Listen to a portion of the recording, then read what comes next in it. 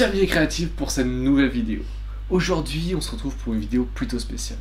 Je suis récemment allé sur YouTube pour trouver du contenu en français dans le domaine du graphisme. Et finalement, j'étais plutôt déçu de voir qu'il n'y avait pas énormément de vidéos dans le domaine du design graphique. Je suis quand même tombé, c'est vrai, sur une chaîne, celle de James. James est un designer graphique qui nous partage l'histoire des typographies. Que ce soit l'Helvetica, la Comic Sans, il retrace en détail leur histoire. Et du coup, avec James, on a décidé de te partager l'histoire ainsi que ce qu'est le design graphique. On a partagé cela en 2 vidéos.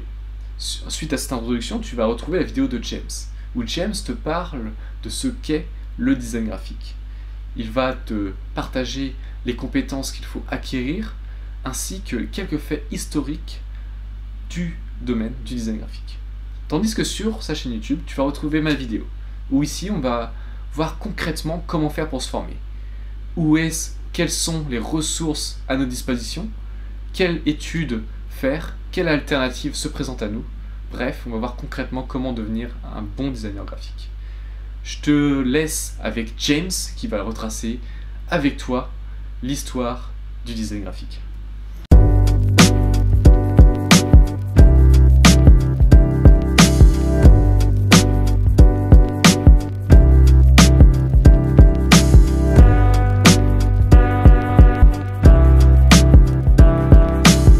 Pour bien comprendre le design graphique, on va commencer par le définir rapidement.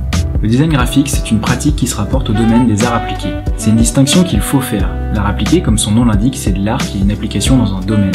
Par exemple, le design graphique s'applique dans la communication, au contraire de la peinture qui se suffit à elle-même. Le design graphique répond donc à un besoin, le plus souvent un besoin de communication. Donc le cliché du graphiste qui est un artiste bohème et qui travaille quand il en a envie, c'est complètement hors de propos. Les gars, là, vous m'avez bluffé, hein. Tu n'as aucun amour propre. Je te méprise, dégage. Les designers graphiques travaillent pour des clients avec des objectifs et des dates limites. Bon, très bien, mais concrètement, le design graphique, c'est quoi? Le design graphique, c'est créer des affiches, des logos, des flyers, des cartes de visite, des sites internet, du packaging, la scénographie et bien d'autres choses.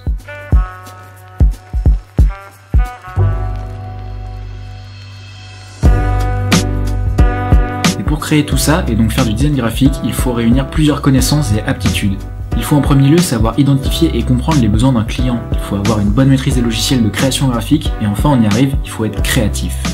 Et je vais ouvrir une petite parenthèse sur la créativité parce que c'est un mot qu'on entend à tout bout de champ et qui apparaît comme une espèce de don quasi mystique que seuls certains peuvent avoir. Sauf que ça, c'est de la croyance populaire. La créativité, c'est une aptitude qui se développe. Le monde n'est pas divisé entre les créatifs et les autres, chacun est plus ou moins créatif. Si on s'en remet à sa définition, la créativité, c'est l'art de créer ce qui ne l'a pas déjà été. Donc la créativité, c'est pas un don mais de la culture et de la curiosité, parce que pour créer quelque chose de nouveau, il faut savoir ce qui a déjà été fait, pour s'en inspirer et y rajouter votre empreinte telle que personne ne l'a jamais fait. Donc le but n'est pas d'être créatif mais d'être cultivé et même mieux, curieux. Il faut connaître et expérimenter le plus de techniques possibles, dessin, gravure, sculpture, sérigraphie, 3D, motion, photographie, etc. Il faut connaître l'histoire de l'art, peinture, architecture, graphisme, mode, illustration, cinéma, etc. Il faut exercer votre œil à différentes combinaisons de formes, de couleurs, de textures. Et pour finir, il faut regarder ce qui se fait actuellement dans le plus de domaines possible. Alors on n'est pas des machines, on peut pas tout retenir et on peut pas tout apprendre. Mais plus on connaît, et plus c'est facile de créer quelque chose d'innovant et de créatif. En outre, la créativité, c'est aussi l'acharnement au travail. On ne crée pas ou très rarement quelque chose de créatif et d'innovant du premier coup. Il faut créer constamment et produire aussi régulièrement que possible.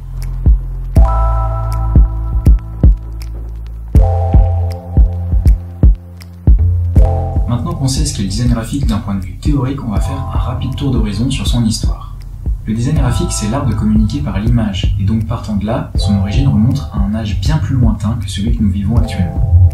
Sans déconner, bah putain, là je suis choqué. On débute vers moins 15 000 avant Jésus-Christ, dans des grottes comme celle de Lascaux où nos lointains ancêtres ont commencé à peindre à l'aide de pigments sur des parois rocheuses. Le graphisme suivra ensuite l'évolution humaine avec la naissance de l'écriture en Mésopotamie vers 3500 avant notre ère, jusqu'à la diffusion massive d'images qu'on vit aujourd'hui.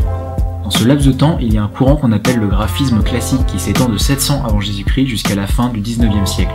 Ce courant est construit autour des lettres, avec l'écriture phénicienne de 1200 à 1100 avant notre ère, la capitale romaine, la minuscule carolingienne, la calligraphie puis la typographie gothique utilisée par Gutenberg en 1440. et l'écriture humaniste utilisée pendant la Renaissance italienne. Il y a ensuite de lentes évolutions techniques qui apparaissent au gré de notre histoire. Et on arrive au 19e siècle où la distinction entre art appliqué et art plastique apparaît. Pour le dire simplement, dans les arts plastiques, tout part d'une inspiration, et dans les arts appliqués, tout part d'une commande. On arrive ensuite dans la période du graphisme contemporain, à partir du XXe siècle, et c'est là que le graphisme tel qu'on le connaît apparaît. Historiquement, ça s'explique avec l'industrialisation et l'avènement de la société de consommation.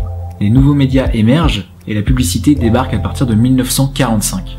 Le graphisme prend alors le train en marche et se professionnalise pour valoriser et exploiter ces nouveaux outils de communication.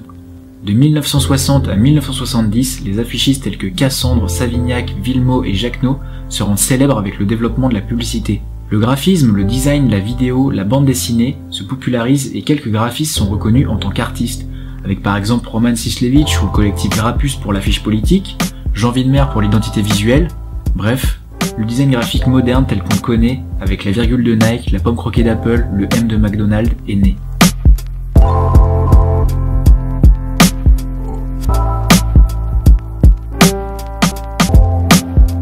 Il est important aujourd'hui dans cette période de diffusion massive d'images de s'intéresser au design graphique, tout simplement pour pouvoir prendre ces marques et comprendre et décrypter toutes les informations que ces images nous renvoient. Ça permet d'être mieux renseigné sur le monde et la manière dont il fonctionne. Pourquoi les rayons des supermarchés sont-ils remplis de produits avec des emballages verts alors même qu'ils sont polluants? Pourquoi on achète ce qu'on achète? Pourquoi la politique s'articule autour du bleu et du rouge? Bref, au-delà d'être un métier, vous l'aurez compris, c'est une part de la vie de chacun d'entre nous, au même titre que la politique, la médecine ou autre. Et donc s'y intéresser est très important pour pouvoir comprendre notre société et ses enjeux.